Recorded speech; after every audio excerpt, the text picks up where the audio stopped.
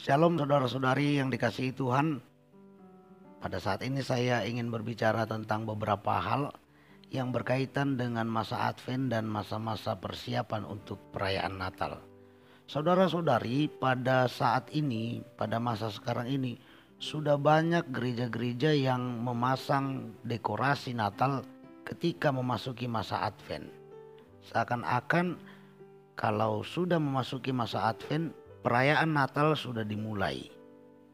Lalu pada tanggal 25 Desember itu dianggap sebagai Natal puncak atau puncaknya perayaan Natal.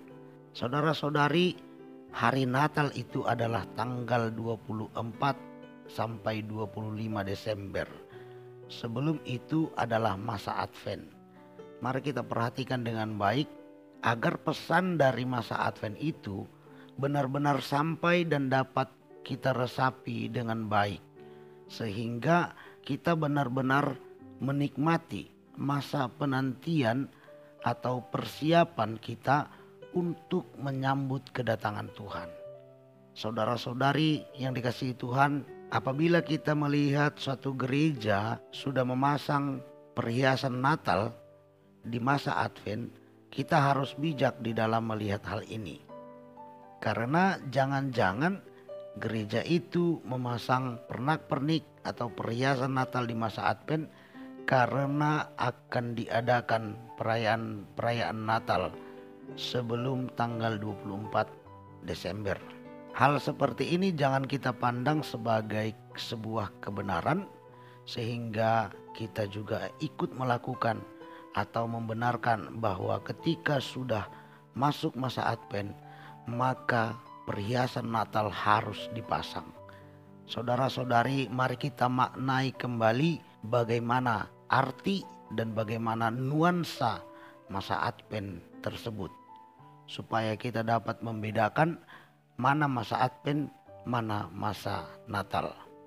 Saudara-saudari, yang kedua, di masa-masa persiapan untuk perayaan Natal, sering sekali ada istilah tua dan muda, yang mana ketika kepada seseorang diberikan tugas ataupun dipercayakan kepadanya sebuah tugas untuk ikut di dalam pelayanan perayaan Natal, kalau orang itu sudah kategori orang tua, maka cenderung sekali orang itu akan mengatakan yang muda-muda itulah dulu.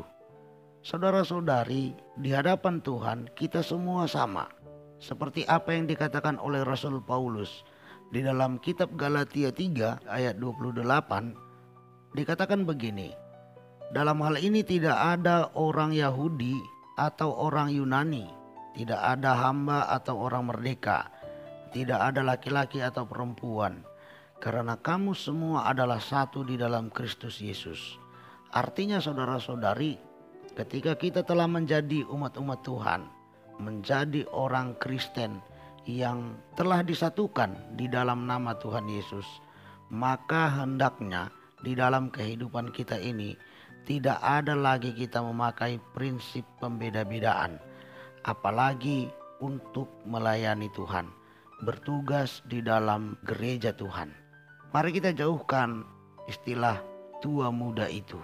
Sebagai pribadi yang telah ditebus oleh Tuhan Yesus Kristus, mari kita benar-benar menyatakan bahwa kita siap, bahkan kita semangat untuk melakukan yang terbaik, yang berkenan di hadapannya. Jauhkanlah istilah tua muda itu. Dan bagi orang-orang muda juga jangan memakai prinsip atau memakai pemahaman yang tualah dulu, supaya kami yang muda dapat mengikuti. Mari kita jauhkan prinsip seperti ini, saudara-saudari.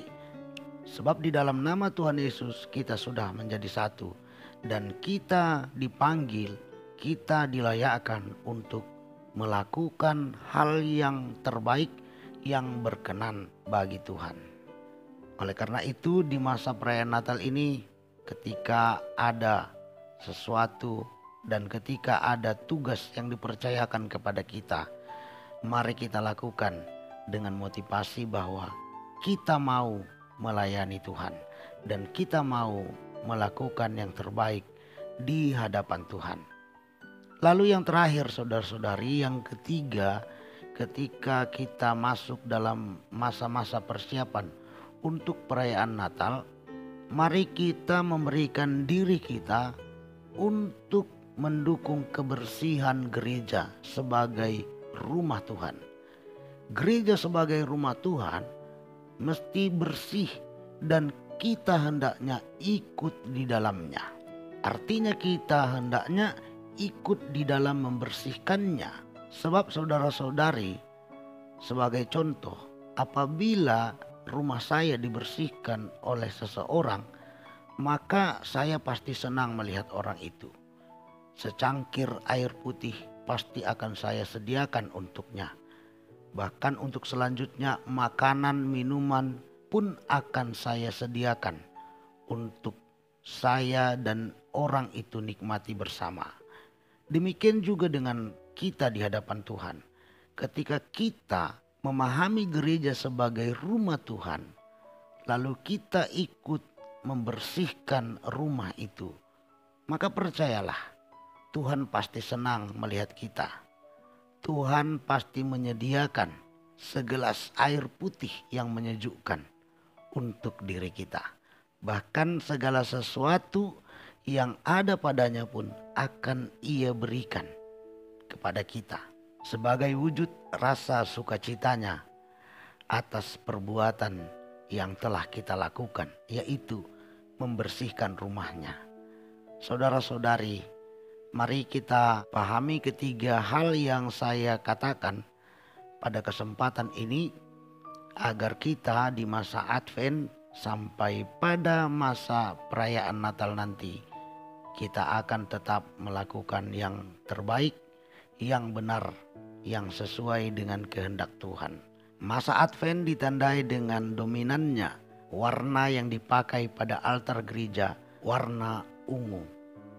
Mari kita lakukan hal itu, kita nyalakan lilin di setiap minggu Advent, supaya penghayatan tentang masa Advent itu akan benar-benar sampai dan dapat kita nikmati di dalam kehidupan rohani kita masing-masing. Jika perhiasan atau pernak-pernik Natal harus kita pasang, harus kita pakai di masa Advent, mungkin karena ada acara perayaan-perayaan Natal yang akan dilaksanakan sebelum tanggal 24, atau mungkin karena kesepakatan bersama agar tidak terlalu sibuk ketika mendekati tanggal 24 Desember, silahkan, kita boleh saja memasangkan pernak-pernik atau perhiasan Natal tersebut. Namun warna yang dominan itu harus kita perhatikan, dan lilin yang menandakan masa Advent harus kita nyalakan, sehingga ada perbedaannya. Dan ketika kita sudah mendekati masa ataupun malam Natal sampai kepada perayaan Natal, maka warna yang dominan itu adalah warna putih. Saudara-saudari, dengan itu tentu kita akan dapat membedakan mana masa Advent dan mana perayaan Natal. Dan dengan itu tentu kita dapat menghayati apa arti dari masa Advent itu dan apa arti dari hari raya Natal bagi kita. Lalu di dalam semuanya itu, saudara-saudari, mari kita jauhkan istilah tua muda. Mari kita jauhkan pemikiran yang tidak mau berlelah-lelah membersihkan rumah Tuhan. Biarlah keterangan saya ini menjadi sesuatu hal yang memberkati serta memperlengkapi kehidupan bergereja kita, bahkan kehidupan kerohanian kita. Shalom, Tuhan memberkati.